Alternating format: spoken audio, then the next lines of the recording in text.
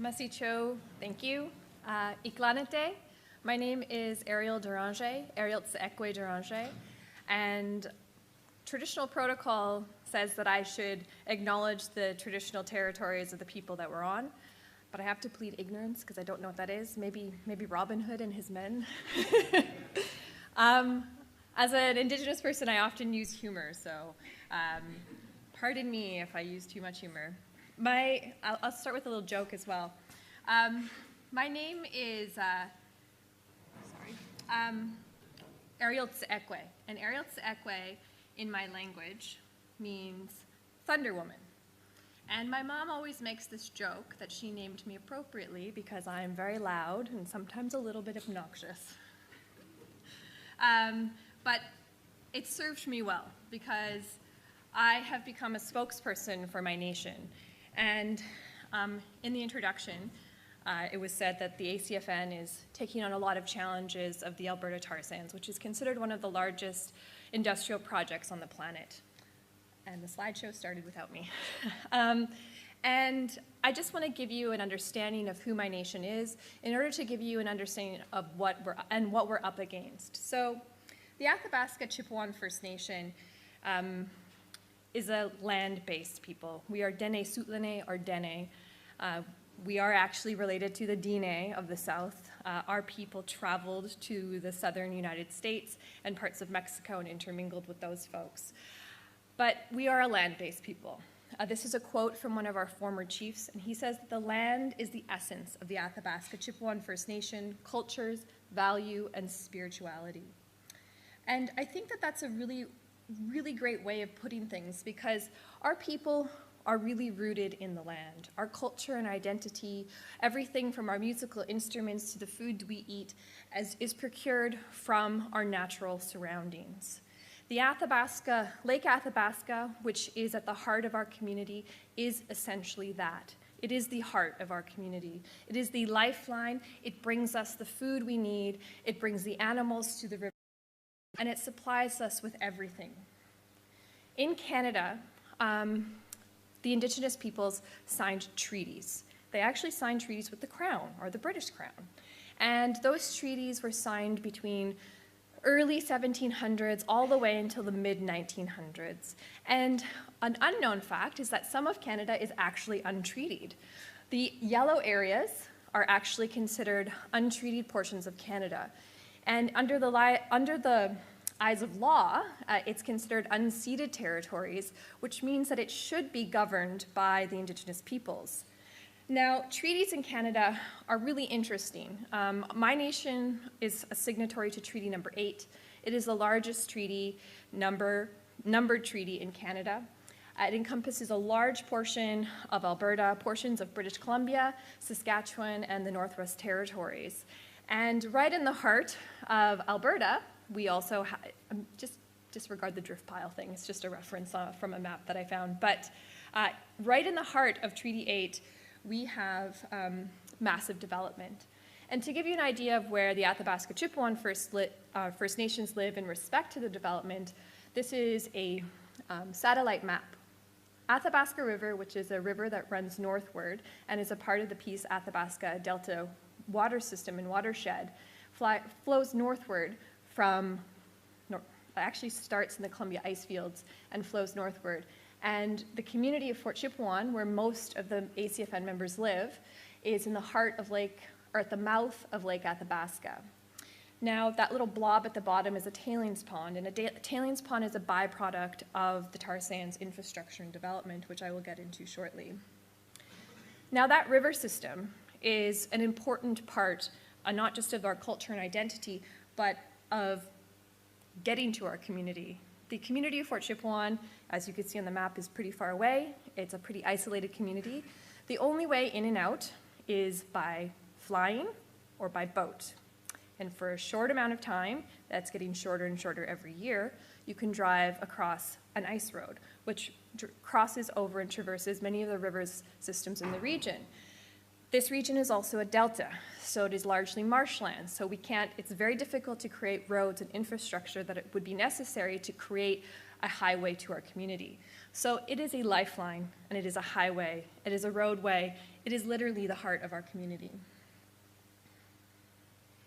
And we have done a lot to ensure the survival and longevity of this river system because of its important value, not just to our identity, but to the biological stability of the ecosystems that sustain our people and our culture and identity.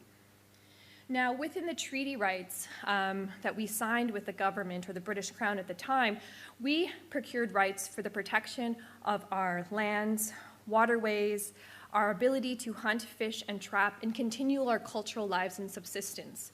Now, those are obviously at odds with a lot of different projects that are happening within our regions, and most notably is Alberta's tar sands. This is tar sands. This is not your conventional sweet crude oil. This is what it actually looks like. Now, industry will often argue that tar sands is an activist name given to this industry, but when they first discovered it, they referred to it as tar sands because it looked so much like tar. And when they revamped and decided to open this up for market, they renamed it, they rebranded it as oil sands so that it would be more appealing to the international markets. Now, tar sands have been criticized not just nationally, but internationally. Desmond Tutu said recently, oil sands development not only devastates our shared climate, it's also stripping away the rights of First Nations and affected communities to protect their children, land, and water from being poisoned. The Athabasca oil sands isn't just simply in my community, but there are 3 major deposits in Alberta. One is the Athabasca oil sands, which is the largest deposit in Alberta, where my community lives. The other is the Peace River oil sands deposit, which is just, you're looking at to the left of the Athabasca, and just to the south is the Cold Lake deposits. My nation works very closely with the other nations within these regions that are challenging the expansion of tar sands in the respective regions.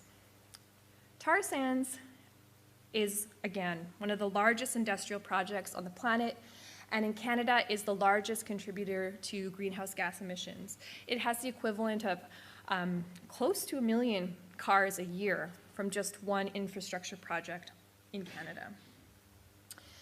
In order to access the tar sands, you have to create, there are a few different methods. One is open pit mining. And the open pit mining, as you can see, is quite something to see and quite devastating.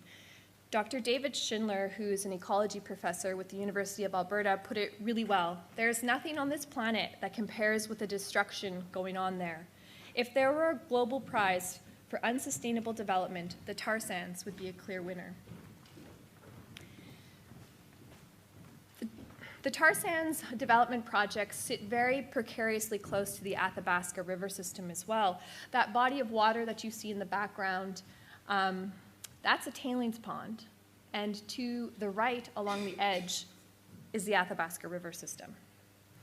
These yellow things, these big yellow almost pyramid structures, are a byproduct. It is sulfur. They are creating so much sulfur as a byproduct that they can't sell it to market fast enough. So they're creating these large pyramids, which are now above, I think they're getting up to about 8 stories in size and maybe about 20 blocks in width. They are massive. To think about this, there are some small little dots that are trucks. Each one of those dots, to give you an idea of size, one of those trucks is the size of a 2-story home. So you start to begin to see the immensity that these projects have. And in order to access and begin the open pit mining, the industry has to remove what they refer to as overburden. Overburden, in actuality, is the boreal forest. And my people revere the boreal forests in these regions as sacred places. The places where our animals thrive and live, where we go to practice ceremony, where we go to pick our medicines, where we go and live in harmony and in symbiotic relationship with these areas.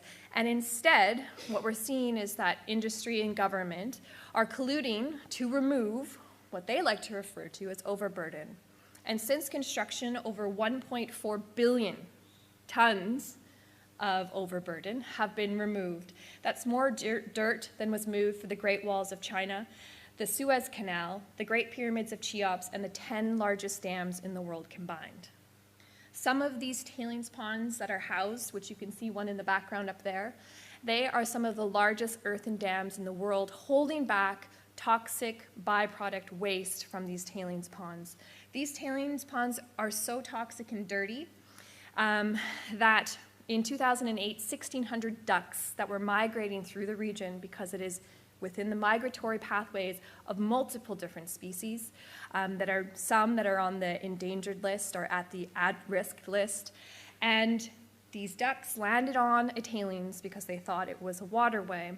And when they landed, they all sunk to their deaths. This isn't a singular occurrence. This happens quite regularly. The 1,606 ducks made international news because of the number, but every year, hundreds of animals perish to their deaths in these tailings ponds, which mimic the natural water systems in the region. And many species sometimes are attracted to these regions to water. You can see how close it is. On one side, we have pristine boreal forests, and you cross a roadway, and you're suddenly in an open pit mine. There's no fences to block this off. The animals quite regularly walk into these regions and are subject to contamination and in some cases death. Government and industry's way of trying to dissuade these species from entering these regions are things like this. A very nice scarecrow. In addition, they also have cannons going off, propane cannons. What it has done to the region effectively, it has created what looks and feels like a war zone. It is as though government and multinational corporations are at war with nature. Now, the other methodology is called SAGD, or steam-assisted gravity drainage, and it's something that the government likes to refer to as environmentally benign, because it doesn't have that large aesthetic sort of feature of big open pit mines. It is rather a cross-section and a hatching and a fragmentation of the ecosystems. So we don't see as much pollution, we don't see the damage, and we're still like, oh, well, there's still forests in here. But some of the species, such as moose and caribou, won't cross these lines. When their corridors are disturbed, they find new ones. And what we're seeing is that these corridors are becoming less and less. To give you an understanding of how much the area will be fragmented if industry has their way, this is the region right now. Up at the top, those big blobs, just for reference, are tailings ponds. They are not lakes. Tailings ponds now encompass over 160 square kilometers of land and can be seen from outer space. But this is the region outside of Fort McMurray. This is what industry wants to turn it into.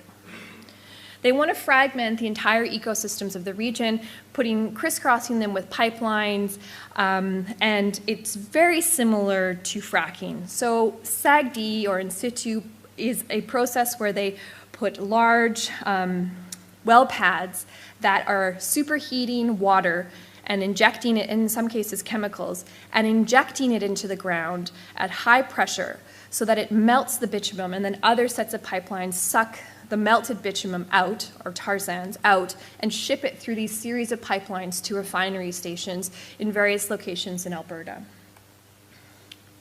This is an idea, pull back even more. Fort McMurray's near that little blue dot, which is near a little lake called Lake Gregor Lake. Every multinational corporation, okay, maybe not every, but almost every multinational corporation in the world has a vested interest in the expansion and the development of Alberta's tar sands. Every major corporation in the world has a vested interest in the destruction and devastation of ecosystems that my people and our neighboring First Nations people rely on, that we have lived in harmony with for thousands of years. They are at war with our rights, they are at war with nature. Now, many of these companies and government like to tell us that we are going to put this all back. This is a, biodiverse portion of the boreal forest. This is what I knew growing up. This is the places where we pick our medicines. These are the places where the caribou and the bison and the moose, they roam This is biodiversity. This is what it means to be Indigenous and live in this region. This is what we see. This is what government likes to refer to as equivalent land use capacity. To date, over 100,000 square kilometers have been disturbed for oil sands development, and to date, less than 2% have been certified as reclaimed. These projects are not simply new, and we can't just go, oh, 2%'s okay. They have been in operation since the 1950s. So in 60 years, they've managed to only reclaim 2%, and yet they give us the assurance that they can put this back. If we look on the timeline of what's already happened, that means that we are going to lose between 50 and 100 years of loss of use of our sacred sites, the disturbance of it, and what are we getting back in return? The biodiversity is weak. It has been discredited by scientists, not just in Canada, but internationally as well. And in some parts of the region, we have unique biological features that cannot be reclaimed by any known methodology. And yet we are told that it'll be okay in the end. These projects are immense. It's not simply in Alberta. The infrastructure for these projects is huge. It's why it's referred to as the largest industrial project on the planet. It's not simply because of the open pit mines and the SAGD, but it's because of the associated infrastructure. This is just Western Canada. There is so much associated with tar sands development. It goes all the way into the Alaskan gas reserves, which goes through the caribou habitats in that region, the Northwest Territories, and then along that natural gas. And just to give you a perspective here of how crazy this project is, natural gas is a cleaner burning fuel source, which they are shipping to the Alberta region to power the refining and much of the region. So we are going to use a cleaner burning fuel source to power the development of a dirty fuel source to sell back to the public. It's a really completely psychotic idea. I don't really get it. I guess there's money to be made in it. And these projects involve not just the shipping of natural gas to the tar sands, but the export of tar sands outside of the region through a development of numerous different pipelines across North America. This project literally touches coast to coast to coast to coast of the entire continent of North America. And at this point, it's not just touching North America. We have plans to ship this oil to Russia, China, and it's already being shipped here to the UK, or to Europe rather, and being refined in Spain to be entered into your own markets here in the United Kingdom. So, my nation, what are we doing? Utilizing our knowledge and our understanding of the land and merging that with Western science, we have done some mapping projects, geospatial mapping, and looking at the different species that we rely on for sustenance and for our cultural preservation. And looking at the expansion of development within our region, we have identified a protection zone, our cultural protection area. Everything that is in bright red, we demand be protected in order for the preservation of not just our culture, because as was said a few times today, nature and people are not really disconnected. And so for us, the preservation of this biodiverse region is a preservation of us because we are one and the same. Dene Indigenous, which is what we refer to ourselves as, are people of the land. Kaital Dene Indigenous, which is the big name for our people, is people of the willow. And that refers to the delta itself. We are the people. And so when you destroy these places, you essentially destroy those people. I often try to give a little bit more reference to that. You know, as humans, we often try to identify our places, ourselves with places. So, you know, you're Irish, you're Scottish, you're Russian, so on and so forth. You are associating yourself with a place. As an Athabasca Chipewyan First Nation or a Kaital Dene Indigenous, I am a person from this region. If you essentially erase this region from the map, which the tar sands is capable of doing, you essentially erase who I am. So, We've identified a protection zone, and we've taken it upon ourselves to develop a guardian program. So not only are we identifying and saying stuff needs to be protected, we're saying if you're not going to do it, we'll do it ourselves.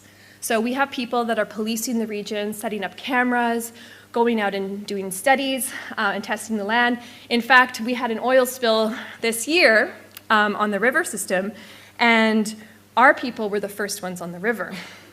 Our Canadian government is so behind on protecting the environment that when the oil spill happened, they didn't have a boat, they didn't have equipment, and they actually said, hey, could we join you on your boat? And then they got out there and they hadn't calibrated their equipment to test the oil, and they were like, oh, can we borrow some of your equipment? So this is how ill-equipped the province is in protecting and preserving the region, and how poor the environmental protection standards really are. In addition to having this Guardian program, we have done a lot more. This is a quote from Chief Adam. So Chief Alan Adam is the chief of my nation, and he is an amazing, amazing human being and leader. And he's really taken the cause of our nation and really elevated it to the next level. But this is a great quote. Our ancestors signed the treaties to make sure that our rights and our lands would always be protected. We must do whatever it takes to ensure rights are protected now and into the future. With that, our nation has launched numerous litigations. We have entered into the realm of challenging projects, and we are doing literally whatever it takes to ensure the protection of our lands and region. And we're not alone. There are many other different First Nations in Alberta, including the Beaver Lake Cree Nation, the Cold Lake First Nation, and multiple other First Nations that are standing up and launching litigation, utilizing the foundations of our rights and title. Again, our rights and title were promised to us through treaty, but in Canada, those treaty rights are actually enshrined in the Canadian Constitution under Section 35. And even moreover than that, I think that we need to start looking at ways to preserve the rights of nature, because those rights are intrinsically connected to who we are. And I think that that can't be even more true when you look at the way that First Nations in Canada are utilizing their rights to uphold the protection and preservation of their lands. So, some headlines. We've sued Shell Canada.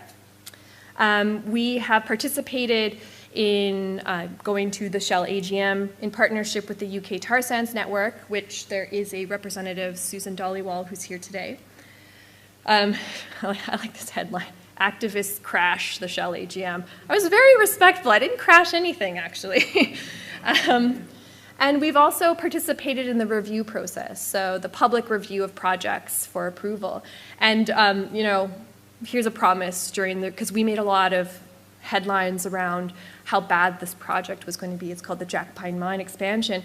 And the government's counter to that is environmental minister promises stringent review of planned Jack Pine Mine expansion.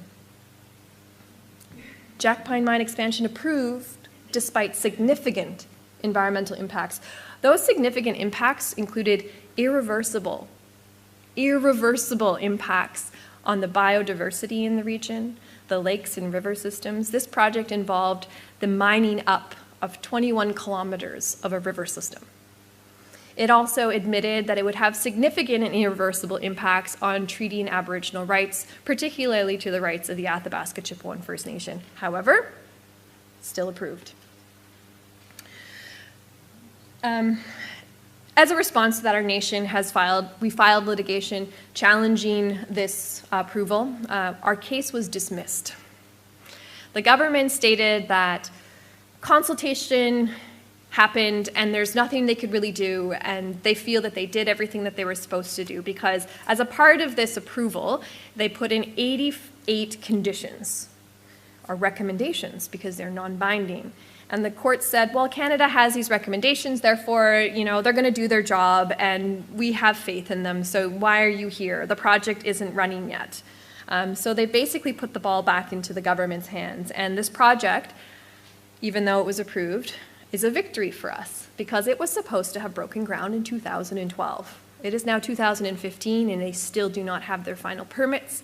We have told the provincial government, you give a permit for that project without talking to us and addressing the mining up of the river, all these significant impacts, we will sue you. And the government is currently saying, how can we deal with this? And we're in negotiations about that at this time. In addition, just recently, the Grand Rapids pipeline was approved. It is a 900,000 barrel per day pipeline that stretches 500 kilometers through Alberta. And it was pushed through the review process in less than 15 months.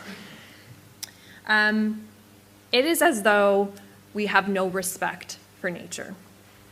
And this is a really great quote from a great activist and author and vice president candidate from a few years ago, Winona LaDuke. And she's from the White Clay Nation in the United States. And she says, in the time of sacred sites and the crashing of ecosystems and worlds, it may be worth not making a commodity of all that is revered. What we're seeing is that multinationals and governments and financial institutions are doing just that. They're commodifying the sacred spaces, they're commodifying nature, and they're commodifying everything that we are as humans. We are becoming so disassociated from our roots and from who we are as a species on this planet in exchange for financial growth and gain.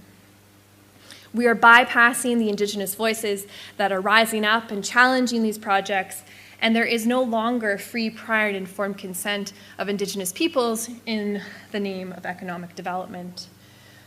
We have done everything to participate in calling out our governments and corporations in what they're doing, and they're complicit in the degradation of the respect for Indigenous rights now, Indigenous rights not just in Canada, but globally. We have partnered with the UK Tar Sands network to bring this message to the UK. We have gone to financial institutions to tell them to divest their funds in these basically what we feel are illegal and immoral projects within our region. And we have done everything that we can to network with other Indigenous tribes and groups that are challenging these same corporations to ensure that it does not seem as though we are individuals of dissent, but we are a collective of people that are calling for real change and progress to a future that respects the rights of nature and the rights of Indigenous people.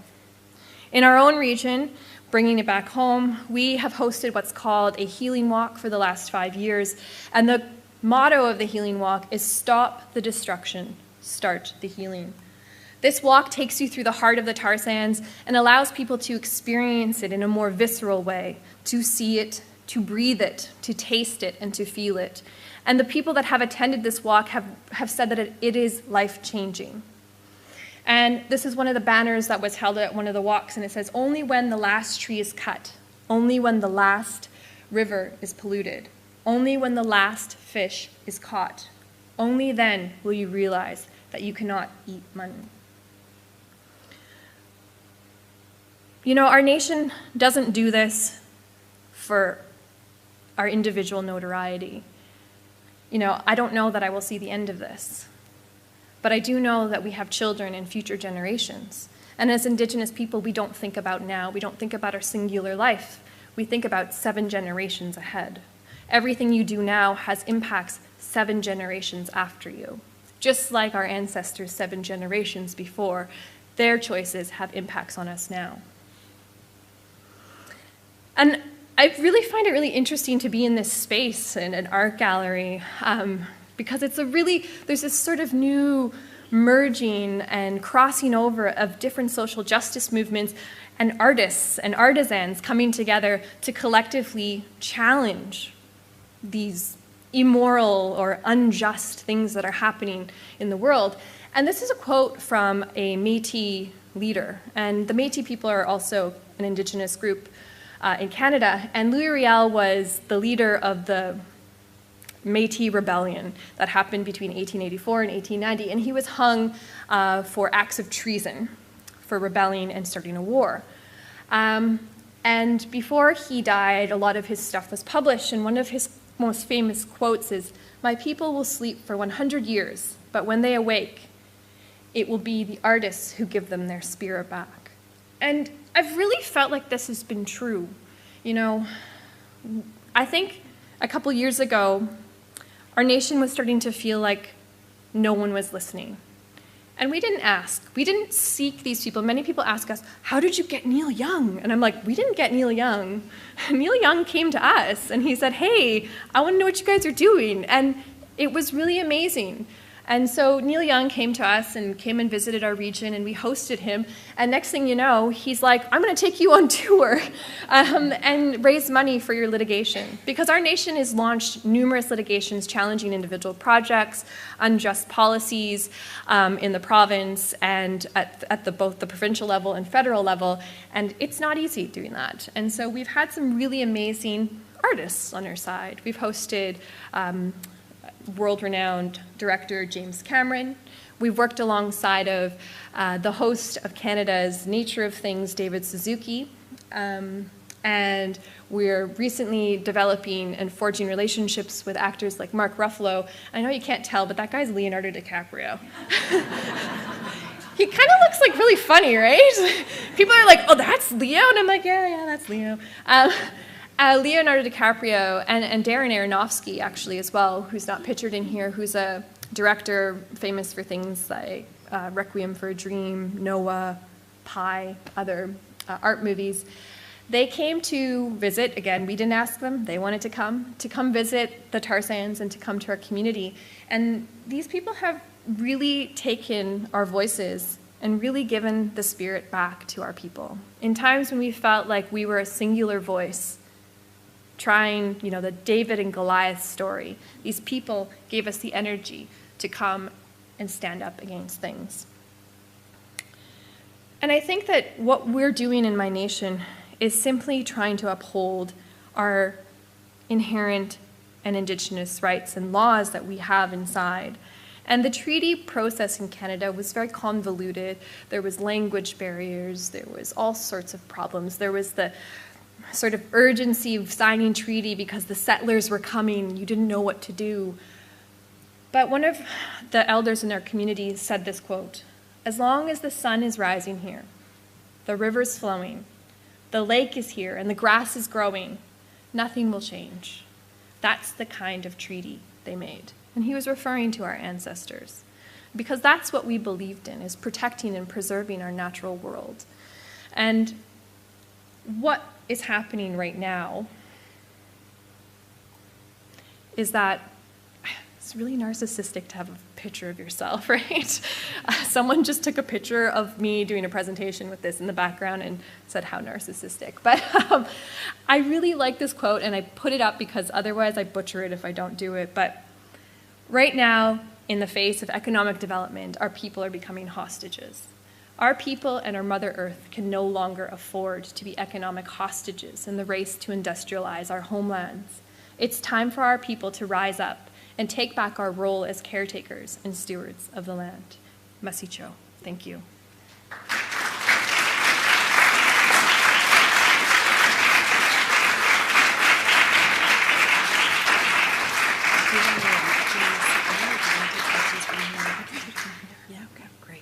Thank you so much, Eriel. That was equally horrifying and inspiring, I have to say, especially the kind of path that you took us on.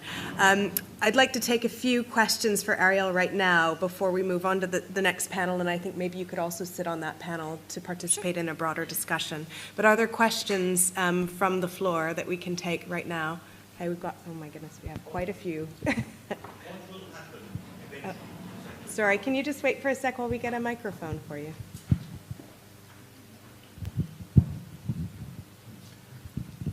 I ask simply because we have settling ponds in Derbyshire as well.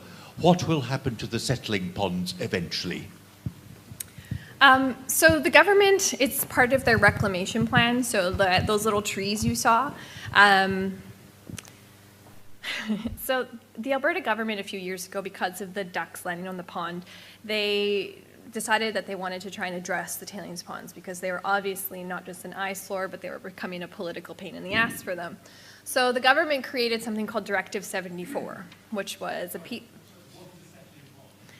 it's the tailings. The process for, I didn't get into it, I'll give it a little quick. So in order to make the tar sands shippable in pipelines, it has to be processed. And what they do is they take that really raw dirt and they put it in these machines that takes water from the Athabasca River systems, millions of liters a day, in fact, get taken up from the Athabasca River system and put into these processing plants where they take the bitumen or the tar sands, raw tar sands, and they superheat the water with other chemicals and they spin it to separate the oil from the sand. And the tailings are the wastewater of that process. So that's what's in these massive ponds that are lakes really that now encompass over 160 square kilometers. So government in 2009, maybe 2010, passed Directive 74, which was to phase out of tailings and to clean up the current tailings. That actually hasn't happened, but they've come up with different types of plans in order to try and make that happen. And one of them is really interesting. It is to take a tailings pond and pump it out and put it through a filter and put it in another place and then basically continue to do that. So they're actually destroying numerous places as a part of this process to phase out of tailings. And then what's left are literally deserts in the region because the Athabasca is kind of like a rainforest. Underneath that thick, dense brush, it's all just like sand and clay. And so what's left are literally what look like deserts. It's sand, and it's kind of toxic sand. They don't know how to clean that up, so all they do is literally take dirt from somewhere else and put it over top of that toxic sand and say, nature will fix itself. That's what they're doing with the tailings ponds. And as opposed to, in sort of contrast to Directive 74, which was passed, all new projects that have been approved for tar sands development actually include the development of new tailings, even though we're supposed to be phasing out of and cleaning up the existing ones. I don't know. So nothing. They're not doing anything.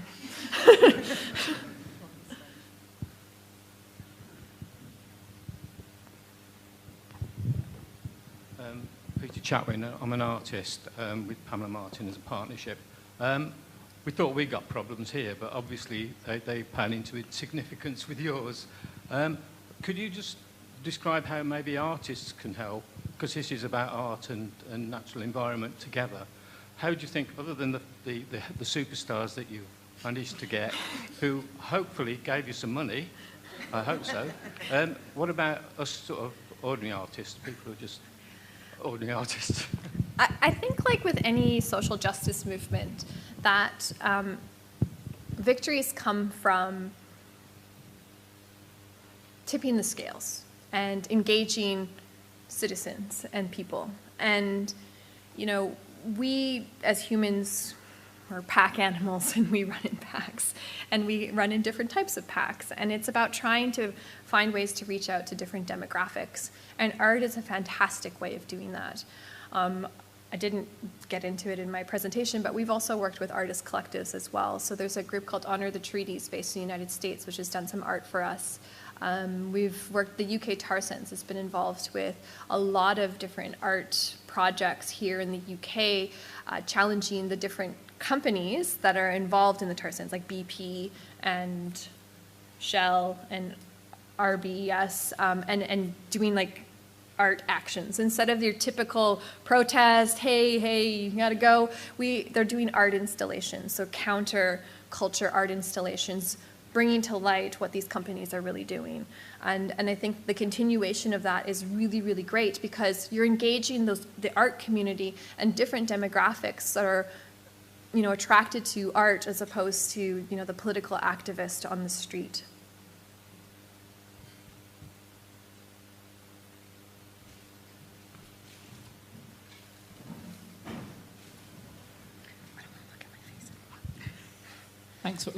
Thanks very much. I wanted to ask about the relationship your nation and other nations battling the tar sands have with the labour force working on the tar sands. So where's the labour force drawn from, and do you see them as a sort of an enemy, or do you organise with them around different forms of job creation and you know, so.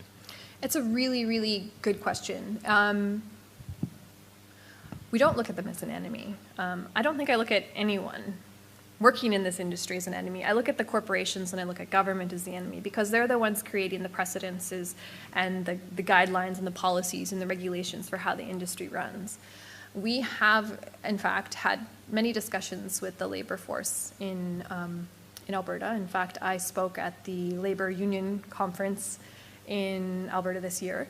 And it's tricky because, you know, these people have jobs.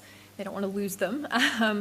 And we work with them to try and find the places where we cross over. So what are the concerns of the labor industry? In Alberta, a lot of their concerns come around safety, and safety because of the enormous contamination and human health risks that are associated with it, and also some of the sort of really poor policies that they've created in the province to increase risks with the labor force. And you know, many of our members have jobs in this industry, and it goes back to that last slide. Like, we are literally economic hostages, and this is true to every nation in the region. You have choices. There's a nation called Fort McKay, for example. Fort McKay, they had roadblocks in the 80s and 90s, and now their chief is the poster boy for industry. And this chief was the organizer of the blockades, but he didn't win. And he didn't win because when they had the blockades, it didn't make the news. When they had their actions, no one cared. And eventually, Fort McKay literally became surrounded by industry. And the only reason they're touted as the poster child is because they literally had no choice anymore. And they had a choice between continuing to have nothing and no longer have access to clean water and sustenance food sources, or to sign agreements with industry and government to bring economic development. That community can't even bathe in their water. They have to have all of their drinking water shipped in.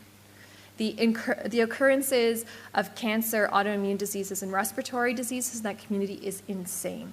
And it's increasing in all of the Indigenous communities in the region. So it's a very complex balancing act that isn't easy, but it's about rethinking the way that we live, rethinking the economic systems, rethinking energy, rethinking our relationship with nature.